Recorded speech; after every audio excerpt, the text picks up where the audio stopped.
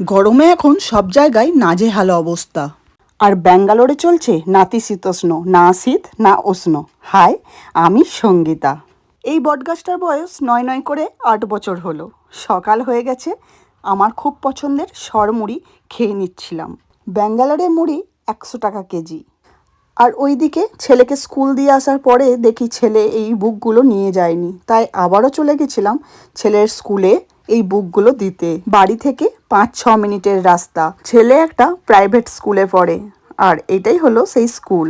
আমরা যেখান থেকে খাঁটি গরুর দুধ পাই সেইটাও ছিল স্কুলের কাছেই, তাই একবারে দুধটাকে নিয়েই বাড়ি যাচ্ছিলাম। ওইদিকে আমার মেয়ে চাতক পাখির মতো অপেক্ষা করছিল আমার জন্য। আমাকে দেখেই মিষ্টি একটা হাসি দিয়ে দিল আর তোমাদেরকে বলে দিল হাই।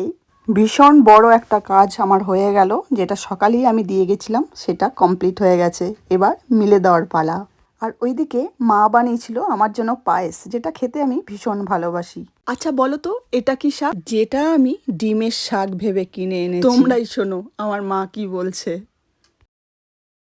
আজকে এনেছি ডিমের শাক বলে, খুব ভালো করেছে। আজকের গল্প এখানেই শেষ। পাশে থেকো, বাই।